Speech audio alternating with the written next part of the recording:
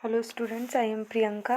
Welcome to home science classes. I hope आप सब बहुत अच्छे होंगे। आज के क्लास में मैं आप सबका स्वागत करती हूँ और आज मैं आपको पढ़ाऊँगी motivational factor of home management.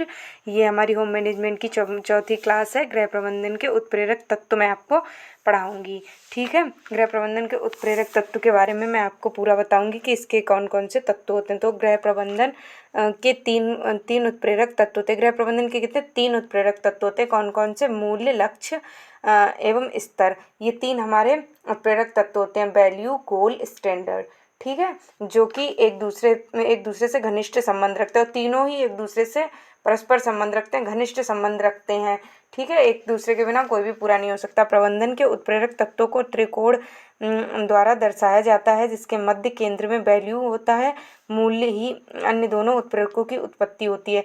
मतलब कि प्रबंधन के उत्प्रेरक तत्व को हम एक त्रिकोण की सहायता से दिखाते हैं। तो जो हमारा वैल्यू होता है, मध्य में वैल्यू होता है और वैल्यू से ही हमारे गोल और स्टैंडर्ड जो होते हैं उनकी उत्पत्ति होती है, ठीक है।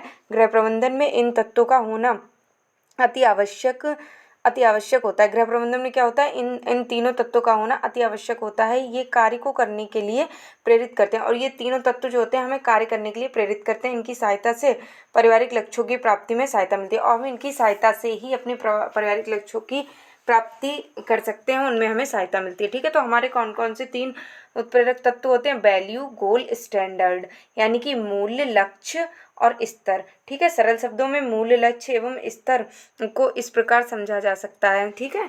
वैल्यू ये अनिश्चित एवं आत्मगत होती है। वैल्यू जो होता है ये अनिश्चित होती है, आत्मगत होती है, ठीक है। गोल क्या होता है? ये मूल्य की अपेक्षा अधिक स्पष्ट होते हैं।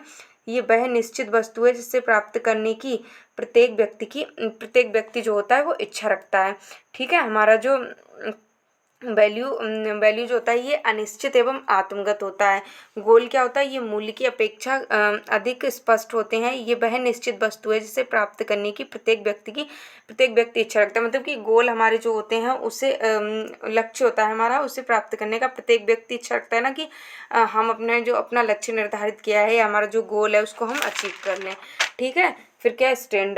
स्टैंडर्ड ये तुलना का आधार है। ये मूल्यों तथा लक्ष्यों की अपेक्षा स्थूल एवं व्यावहारिक होता है।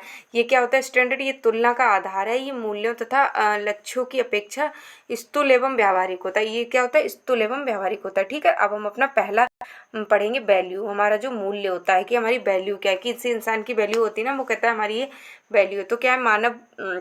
मूल्य मानव व्यवहार को प्रेरित करने वाला प्रमुख उत्प्रेरक है। मूल्य क्या है? मानव व्यवहार को प्रेरित करने वाला प्रमुख उत्प्रेरक होता है। ये निर्णय विवेचन तथा विश्लेषण का आधार होता है। ये निर्णय विवेचन तथा विश्लेषण का आधार होता है। मूल्य का जन्म जीवन दर्शन से होता है। मूल्य का जन्म किससे होता है? जीवन दर्शन से होता है। ये ऐच्छिक होते हैं तथा समय व परिस्थितियों के अनुसार परिवर्तित हो जाते हैं। हमारे मूल्य, हमारी वैल्यू क्या होती है? ये ऐच्छिक होते हैं, हमारी इच्छा पर निर्भर करते हैं तथा समय एवं हमारी जो जैसी स्थितियाँ होंगी, जैसा हमारा समय होगा उसके अनुसार हम उनको अपने मूल्यों को परिवर्तित भी कर सकते हैं। निखिल एवं डॉर्सी के अनुसार मूल्य मानवीय व्यवहार को प्रेरणा प्रदान करने का कारक है। मूल्य क्या? मानवीय व्यवहार को प्रेरणा प्रदान करने का कारक होता है। ये न्याय विवेचन तथा विश्लेषण करने हेतु आधार प्राप्त करते हैं तथा इसमें ये गुण होता है जिससे कि विभिन्न विकल्पों के मध्य बुद्धिमत्ता चयन को संभव बनाते हैं। ये विश्लेषण करने हेतु आधार प्रदान करते हैं तथा इसमें ये गुण होता है कि विभिन्न विकल्पों के मध्य बुद्धिमत्ता चयन को संभव बना सके। हम बुद्धिमत्ता पूर्वक चयन कर सके किसी चीज का, इसको संभव बनाते हैं। मूल्य की विशेषताएं कौन सी होती हैं? व्यक्तिगत होता है। मूल्य क्या होता है? व्यक्तिगत होता है। एक व्यक्तिगत मतलब इंसान की वैल्यू होती है, वो उसका मूल्य होता है। व्यक्तिगत होते हैं ना मूल्य, की उस इंसान की वैल्यू अलग है, उस इंसान की वैल्यू अलग है, ठीक है। दूसरा क्या है? ऐच्छिक व संतुष्टि प्रदान करने वाले होते हैं। मूल्य हमारे क्या होते हैं? ये ऐच्छिक होते हैं, हमें संतुष्टि प्रदान करते हैं कि अगर हमारा मूल्य कोई है, कोई हमारी वैल्यू है, तो वो हमें संतुष्टि प्रदान करेगी, हमारी इच्छा पर डिपेंड करेगी। तीसरा क्या? संस्कृति के परिचारक। ये संस्कृति के परिचारक होते हैं। चौथा क्या? स्थायी व अस्थायी प्रकृति। इनकी वैल्यू की क्या? स्थायी प्रकृति भी होती है और अस्थायी प्रकृति भी होती है, ठीक है। नेक्स्ट क्या? धनात्मक भी होते हैं और ऋणात्मक भी होते हैं। हमारे जो वैल्यू होते हैं ये धनात्मक मतलब पॉजिटिव भी होते हैं और ऋणात्मक नेगेटिव भी होते हैं। मूल्य आपस में संबंधित होते हैं और मूल्य जो होते हैं वो आपस में संबंधित होते हैं, ठीक है। फिर नेक्स्ट क्या है?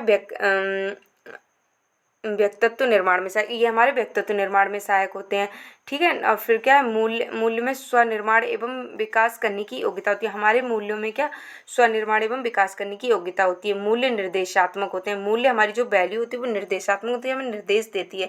ठीक है। अनिश्चित व आत्मगत होते हैं। ये अनिश्चित होते हैं और आत्मगत होते हैं, अस्पष्ट होते हैं। वैल्यू जो होती है हमारी अस्पष्ट होती है। नेक्स्ट क्या, मानवीय व्यवहार को प्रेरित करती है। हमारे मानवीय व्यवहार को ये जो हमारी वैल्यू होती है ये बहुत ही ज़्यादा प्रभावित करती है। ठीक है। फिर मूल्यों का वर्गीकरण। मूल्यों का जो वर्गीकरण है इसको अलग अलग तरह से किया है। ठीक है। तो किसी के आधार पर या किसी के आधार पर ऐसे करके मूल्यों का वर्गीकरण किया है। तो सबसे पहले प्रभुत्व के आधार पर मूल्यों का वर्गीकरण दो प्रकार से किया गया है। ठीक है। पहला क्या है, आंतरिक एवं साधनात्मक। आंतरिक एवं साधनात्मक होते हैं हमारे अंदर के, और साधनात्मक होते हैं दूसरा क्या, आदर्शात्मक तथा तथ्यात्मक। अब हम पढ़ेंगे आंतरिक एवं साधनात्मक। आंतरिक जो होते हैं, आंतरिक जो व्यक्तियों में पाए जाने वाले गुण होते हैं जो हमें प्रकृति द्वारा मिलते हैं। मतलब कि आंतरिक क्या है, जो हमारे अंदर व्यक्तियों में पाए जाने वाले गुण होते हैं वो हमारे आंतरिक होते हैं। ठीक है। जैसे कि हमारी सुंदरता हो गया, माँ बेटे का प्रेम हो गया, सौंदर्य के प्रति रुचि, ईश्वर भक्ति। जैसे सुंदरता हमारा क्या है, ये भी हमारा आंतरिक गुण है। ठीक है। माँ बेटे का प्रेम क्या है, ये भी आंतरिक गुण है। सौंदर्य के प्रति रुचि, ईश्वर भक्ति, ये सब हमारा आंतरिक गुण होता है। ठीक है। नेक्स्ट क्या, साधनात्मक। साधनात्मक क्या होता है, साधन के, इसे लक्ष्य मूल्य, गोल वैल्यू कहते हैं। इसे हम क्या, लक्ष्य मूल्य भी कहते हैं साधनात्मक को। ये अन्य मूल्यों को प्राप्त करने में सहायक होते हैं, और ये अन्य मूल्यों को हमें प्राप्त करने में ये हमारी सहायता करते हैं। फिर मैकी ने क्या है, मैकी ने साधनात्मक मूल्य को 4 प्रकार के साधनात्मक मूल्य बताएं। कौन से, पॉज, जिसको उन्होंने शॉर्ट में पॉज कहा है। तो पॉज की फुल फॉर्म क्या होती है, पी से प्लानिंग मतलब कि योजना। ठीक है। ओ से ऑर्डर, ऑर्डर मतलब क्रमबद्धता में किसी चीज को योजना बना के फिर उसको क्रमबद्धता में लगाना। फिर एस से क्या, स्किल मतलब कौशल, कि उस व्यक्ति का कौशल कैसा है। फिर ई से एफिशिएंसी मतलब उसकी योग्यता और उसकी क्षमता कितनी है। ठीक है। तो ये हमारा क्या हो गया, आंतरिक एवं साधनात्मक। फिर हमारे कौन से, आदर्शात्मक तथा तथ्यात्मक। आदर्शात्मक क्या, हमारे आदर्शों पर निर्भर करते हैं, मतलब नैतिकता पर आधारित होता है। आदर्शात्मक जैसे कि इधर आंतरिक जो होते हैं हमारे अच्छे होते हैं साधनात्मक से, वैसे ही हमारे आदर्शात्मक तथा तथ्यात्मक में क्या होता है, आदर्शात्मक ज़्यादा बेटर होते हैं तथ्यात्मक से। ठीक है। तो नैतिकता पर आधारित होते हैं। आदर्शात्मक क्या होते हैं, नैतिकता पर आधारित होते हैं। हमारे सही गलत सत्य असत्य के बारे में बताते हैं कि हमें जैसे गलत काम है वो नहीं करना चाहिए, सही काम है वो करना चाहिए, उसके बारे में बताते हैं। सही सत्य और असत्य के बारे में, मतलब सही बोल रहा है झूठ बोल रहा है, इसके बारे में हमें बताते हैं।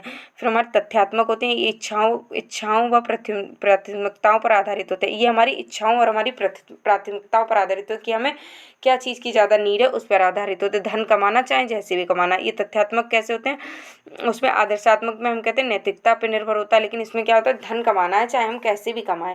ठीक है। ये वैज्ञानिक खोज पर निर्भर करते हैं। ठीक। तो हमने ये पढ़ लिया अपनी। फिर नोट, आंतरिक मूल्य जो होते हैं साधनात्मक मूल्य की अपेक्षा उच्च होते हैं, मतलब हमारे आंतरिक मूल्य साधनात्मक मूल्य की अपेक्षा उच्च होते हैं। वैसे ही आदर्शात्मक मूल्य तथ्यात्मक मूल्य की अपेक्षा उच्च होते हैं। ठीक है। अब पार्कर ने जो है, पार्कर ने वर्गीकरण दिया। पार्कर ने मूल्यों को प्रभावित करने वाले 9 कारक बताए। पार्कर ने मूल्यों को प्रभावित करने वाले कितने कारक बताए, 9 कारक बताए। कौन कौन से, प्रेम हो गया, आराम हो गया, धर्म, ज्ञान,